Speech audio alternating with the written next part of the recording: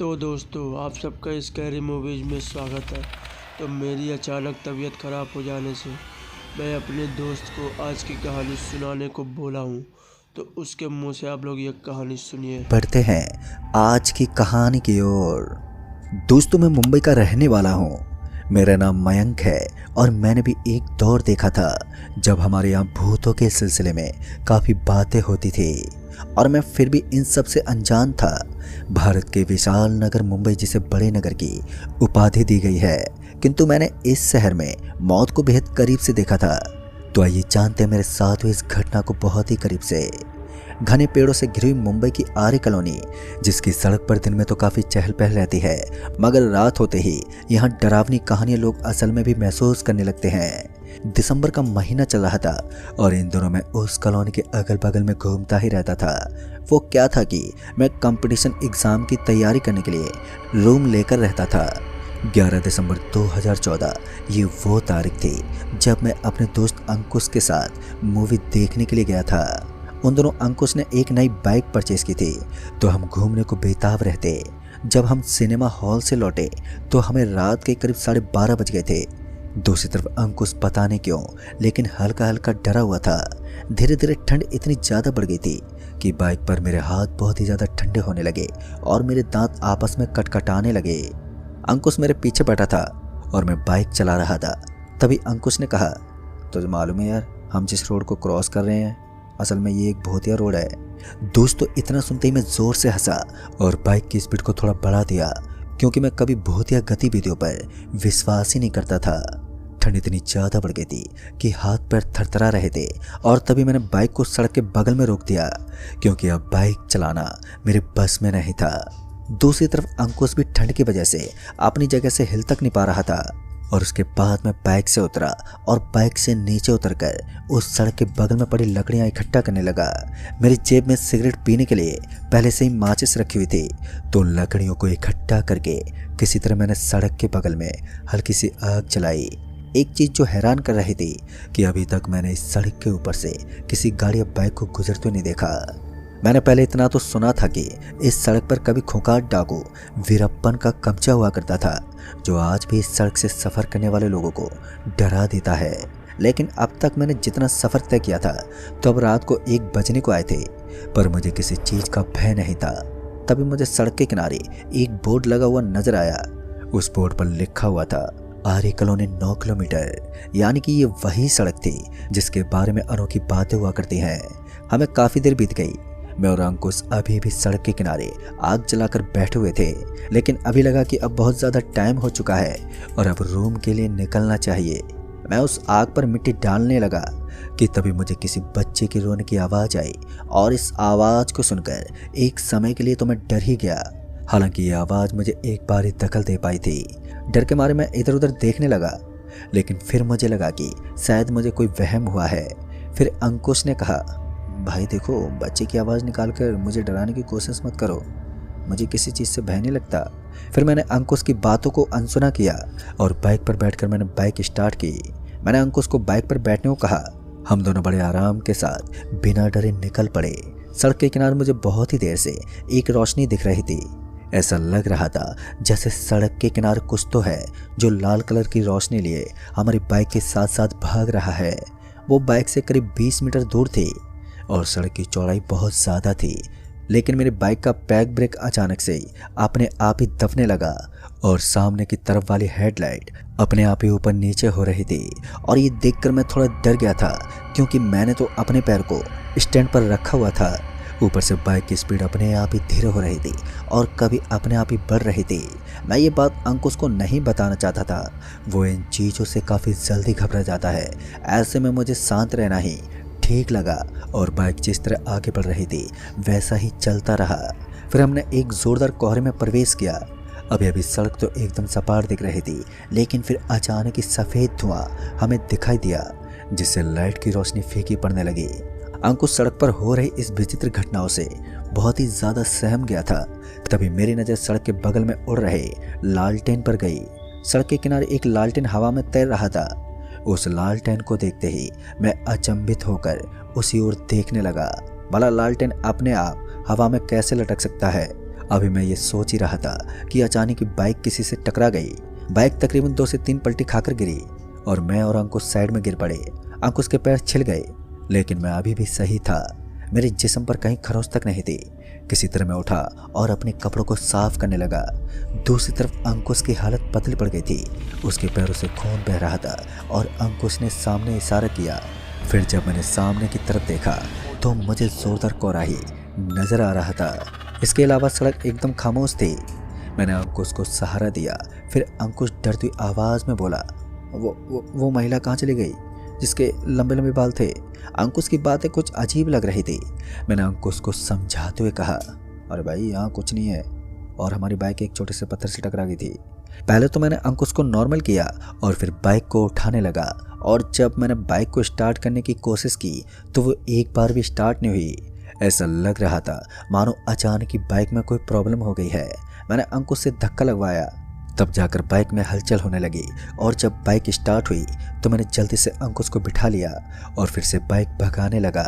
इस बार मुझे लालटेन की वो रोशनी कहीं भी नजर नहीं आई, और तभी मुझे वो आरे कॉलोनी नजर आई, और उस कॉलोनी को देखते ही पता नहीं क्यों लेकिन मेरे रोंगटे खड़े हो गए। चारों तरफ घने पेड़ थे और ठंड में वो जगह बहुत ही ज़्यादा डरावनी लग रही थी। और एक बार फिर हमारी किस्मत ने हमारा साथ छोड़ दिया। उस कॉलोनी से ठीक पहले हमारी बाइक बंद हो गई। मुझे किसी चीज़ के जलने की बू आई। फिर मुझे पता चला कि बाइक का प्लग जल गया है। उस कॉलोनी को थोड़ा आगे बगल में ही सटा हुआ हमारा रूम था, और वहाँ से ज़्यादा दूरी भी नहीं थी। तो मैंने सोचा कि मैं धक्का मार देता हूँ और मेरा दोस्त अंकुश बाइक चला लेगा। फिर मैं बाइक को धक्का मारने लगा। तभी कुछ ऐसा हुआ जिसका मुझे अंदाजा तक नहीं था। दरअसल अंकुश ने बाइक का गियर डाल दिया और बाइक एकदम से स्टार्ट हो गई।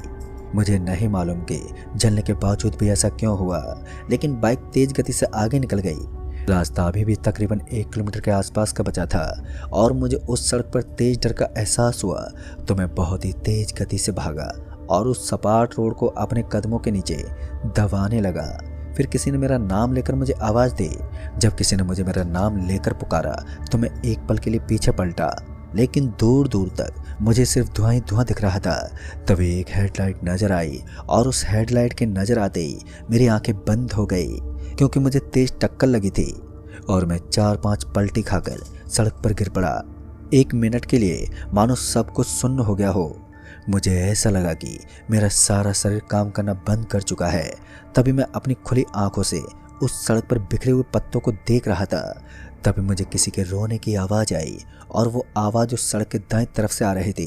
तो मैं हल्के हल्के अपनी गर्दन को घुमाने लगा, और जैसे मेरी आंखें सामने की तरफ दिख रही एक बॉडी पर पड़ी तो मुझे समझ नहीं आया कि यह कोई आदमी है या फिर कोई स्त्री।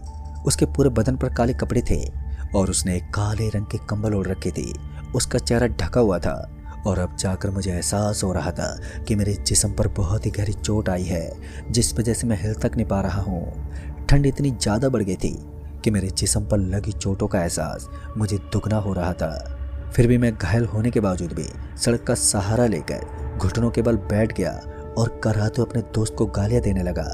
मैं जानता था कि यहाँ मेरी मदद करने वाला कोई मौजूद ही नहीं है, तो ऐसी हालत में मुझे खुद ही कुछ करके इस सड़क को पार करना होगा। तभी मुझे लगा कि अब सब कुछ ठीक हो गया है। ज़रूर किसी कार ने मुझे टक्कर मारी थी और वो अब चली गई है, लेकिन जो सड़क के बगल में बैठकर रो रहा था अब वो कौन था? मैं यही जानने के लिए धीरे धीरे कदम पटकते हुए उसके पास गया और धीरे से उसकी गर्दन को सहलाया। उस वक्त उस इंसान के दांत आपस में कटकटा रहे थे, और फिर अचानक ही उसने अपनी मुंडी को मेरी तरफ घुमाया तो मैं बुरी तरह डर गया। मेरे रंगों में दौड़ता हुआ खून मानो नस में ही सूख गया, क्योंकि वो कोई इंसान नहीं था बल्कि एक हैवान था जिसके दांत उसके जबड़े को चीरकर बाहर निकल रहे थे। मैं इतना ही देख पाया, फिर मैं घायल अवस्था में भी वहाँ से भागा। मैं तब तक नहीं रुका जब तक मैंने उस कॉलोनी को पूरे रास्ते को पार नहीं किया। किसी तरह हड़बड़ाते हुए मैं एक मकान के पास पहुंचा। तब तक मेरी सांसें पूरी तरह उखड़ रही थी, और वहां से 2 कदम आगे ही हमारा रूम था। तभी मेरी नज़र रूम के सामने पड़ी एक बाइक पर गई। बाइक नीचे गिरी हुई थी और अंकुश उस सड़क के बीच में पड़ा हुआ नजर आ रहा था। इससे पहले कि मैं अंकुश के पास पहुंचता कि मुझे सामने से एक तेज रोशनी चमकती हुई दिखी। तभी मैं सड़क से हट गया और कुछ बहुत तेज गति से वहां से आगे निकल गया। दूसरी बार से मैंने सड़क के बीच में देखा तो मैंने पाया कि अंकुश की लाश के टुकड़े सड़क पे चिपके हुए थे और वो मर गया था। उस समय मैं इतनी बुरी हालत में था कि मैं अंदर से टूट गया। फिर एक बार किसी की आवाज़ आई जिसने मुझे 3 बार पुकारा और फिर वही आवाज़ रोने में बदल गई। मुझे सड़क के किनारे वही हैवान दिखा जो कंबल ओढ़कर बैठा हुआ था। उस समय मैं उसके पास वाले घर के पास गया और वहाँ किसी को मदद के लिए बुलाने लगा। वहाँ के एक भले आदमी ने उस दिन मुझे सहायता दी और पूरी रात मैं उसके घर रुका रहा।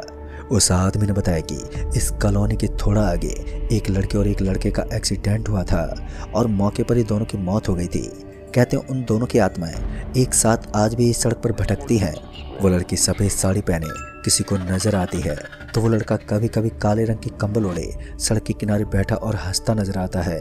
दोस्तों, उस दिन मैंने दोनों चीज़ों को देखा था और एक दहशत की रात बिताई। फिर जब सुबह हुई तो पुलिस के कुछ लोग सड़क पर इकट्ठा हुए बैठे थे। उन्होंने जल्दी से अंकुश की लाश को ठिकाने लगाया और उसे पॉलीथीन में पैक करके अस्पताल में भेज दिया। दोस्तों, अंकुश की मौत को भले ही एक्सीडेंट बताया गया हो, लेकिन मैं पूरी तरीके से विश्वास करता हूँ कि अंकुश की मौत किसी एक्सीडेंट से नहीं बल्कि उसकी मौत का कुछ और ही राज है। किसी भूत प्रेत ने उसके शरीर के भागों को अलग कर दिया। उसके बाद लगातार 1 महीने तक मैं बीमार रहा। फिर घर वाले मुझे एक ओझा के पास लेकर गए और झाड़ फूक करने के बाद मेरी हालत में थोड़ा सुधार हुआ। अब मैं नॉर्मल हूँ, लेकिन आज भी जब मुझे इस खौफ की याद आती है तो मैं अंदर से कांप उठता हूँ। आज भी मुझे जब अंकुश का वो धड़े याद आता है जो सड़क से चिपका हुआ था तो वो मुझे रुला देता है। अब मैं उस कॉलोनी के पास नहीं जाता। कहते हैं वहाँ के रास्ते को अब हॉन्टेड करार दिया गया है। रात में वहाँ से कोई नहीं गुजरता। एक चुप्पी उस रास्ते को अपने अंदर समेट लेती है और आज भी कुछ लोग इस बात का दावा करते हैं कि उन्हें सड़क के किनारे सफ़ेद साड़ी वाली एक महिला दिखती है और कभी कभी सड़क के किनारे कोई आदमी सिगरेट पीता हुआ नजर आता है और मौतों का सिलसिला वहाँ पर थमता नहीं। कहते हैं आज भी कभी कभार महीने में एक डेड बॉडी वहाँ किसी न किसी की मिल ही जाती है। दोस्तों, मैं इस घटना को भुलाने की पूरी कोशिश करता हूँ क्योंकि जब मैं उस पूरी रात की याद को ताज़ा करता हूँ तो मुझे तेज बुखार आ जाता है और मैं डर से सुन्न पड़ जाता हूँ। तो दोस्तों, इस कहानी में बस इतना ही। अगर आप लोगों को मेरे दोस्त से ये कहानी सुन के अच्छा लगा हो तो वीडियो को लाइक, शेयर और कमेंट करके बताएं कैसे लगी आप लोगों को कहानी। तो दोस्तों, मैं आपका दोस्त Dhirendra, bye and take care.